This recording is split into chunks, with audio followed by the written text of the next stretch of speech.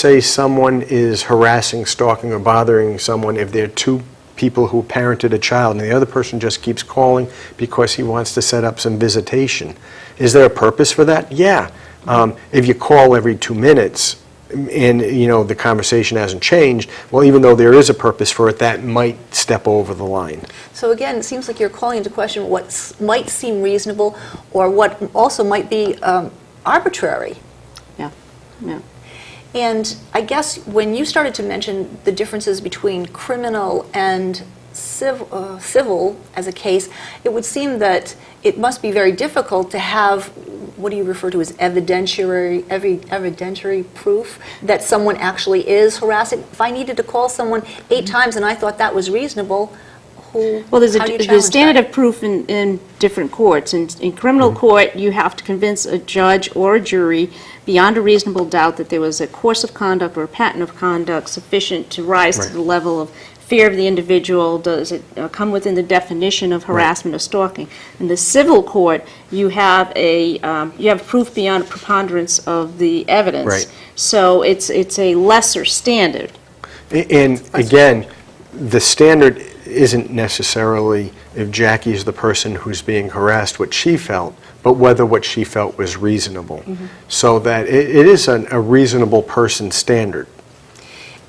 If you think that you're being harassed, who needs to hear about it first? Your local police, the lawyer? Well, who needs to hear about who's it? harassing you and why? If there's something that it rises to the level of fear and intimidation and you think that you're in harm's way, then I would call the police. If it's, someone's bothering you and you want it to stop, you might, and if someone was related to you, you might go to the family court and get a restraining order because you just want this action to stop. Well, in some cases, if they're not related, they can go to Superior Court and Right. seek injunctive relief. A lot of times what happens, neighbors don't get along. Right, we see that I see that a often. lot. Explain what injunctive relief is. It's getting a civil restraining Right. order against an individual or entity Right. sometimes, prohibiting them from doing a specific thing. Family court has jurisdiction to give restraining orders between people who are related or have some familiar connection, a child together or something of that nature. Superior Court is designed to provide protection for people who live across the street from each other and don't like each other. And There's no dating relationship, Right. obviously. Yeah. and they water someone's garden more than Oh, yeah. when they shouldn't be. That's considered something that's not familial. That's something that would go to you, perhaps? Would lawyers handle that?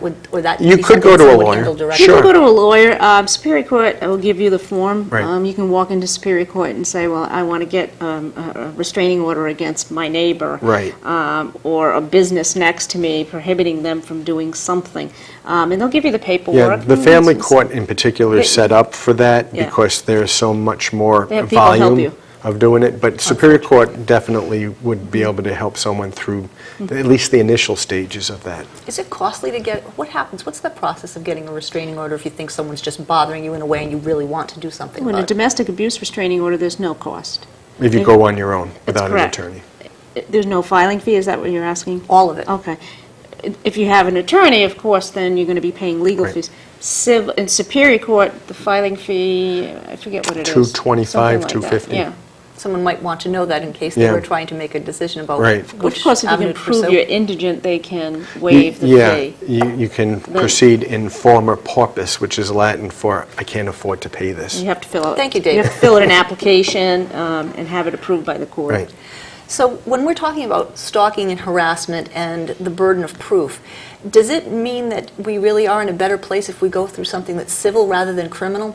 Is that really or do you have to do one before the other? Do you have to do something criminal before civil?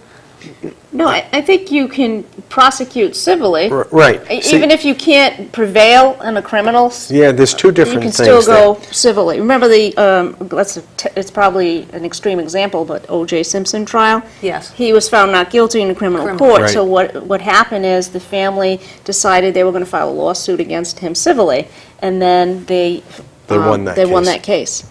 Civilly, you might want to recover some personal damages in the way of money. Right. If you didn't have a criminal case that would indicate that there was an offense, then would you ever be likely to get some sort of compensation on the civil side of it, even if there wasn't proven as criminal? Well, here's the thing. The standard of proof in a criminal case is much higher than the Yes. standard of proof in a civil case, number one. Number two, the criminal case is generally prosecuted by the Attorney General, and it's usually the state's call whether or not they want to pursue a case. So if you file a complaint against somebody with the Attorney General, for example, they may choose not to proceed with that case criminally. There may be some exceptions in the law that allow somebody to bring their own criminal case, but it's very rare and very difficult, and the standard of proof is higher. So if someone's going to sue for money or some other compensation or even injunctive relief civilly, they can bring that on their own. They don't have to get the state's permission to bring that case, as opposed to a criminal case where the state has to agree to pursue it. And civilly, you can seek damages. Okay, so you can seek a monetary amount of damages. In the criminal case, you're not going to get monetary damages, although the state does have a fund that's set up for victims. victims. Victim for Well, without trying to pin you down to a specific amount, what's considered a range when people are looking to sue for civilly for some monetary damages? What is that? Well, you have a limit. If you're going to be in Superior Court, it has to be over a certain amount. Well, to but- bring the case yeah. in Superior Court, Yeah. But- the jurisdiction requires it to be over 5,000, 5 to 10,000 being concurrent with district court. The problem is every case, when you're trying to measure damage, is sort of, it's individual to that person's claim. Did they suffer emotionally? Did they treat for it? Are there medical bills? Are there lost wages? So you have to look at every case on an individual basis. Sounds like there are good reasons or ways that legitimately can end up being worthwhile to sue. Yeah. And is this a state-by-state issue too? What's considered harassment and stalking? Does that change state to state? Well, each state has their own individual statute. They're similar. Yeah. They are Similar. similar. I'm Yeah. not sure if other states have civil stalking statutes. I know Rhode Island specifically does. Right. Is it difficult to prove that someone lost a job because they were being harassed or stalked or whatever? Yeah, that's an employment discrimination, Well, maybe. Oh, no, not are you really. talking about harassed by someone at work? Harassed Oh, by someone- bullying. Bullying That was at in the work? news this week. Yes. Yeah. Right. So you're saying if someone's harassed at work and loses their job, Yes. or can't physically perform their Can't job perform under because duress of the or duress, well, that could be a workers' compensation claim. Different issue. If it flows out of their workplace and their injury, so to speak, is in the course of their employment, and the employer doesn't do anything to stop it, there might be several types of claims that can be brought. Well, there are certainly teenagers who can be outspoken, and there are boorish office workers. It really, really means that they should be thinking more than twice about what they say and what they do, because there certainly are some consequences to having freedom Right. of expression and speech. We thank you for tuning in. I'm not sure what our topic will be next week, but we do look forward to your questions and your email questions that come through legalmatters@fullchannel.net.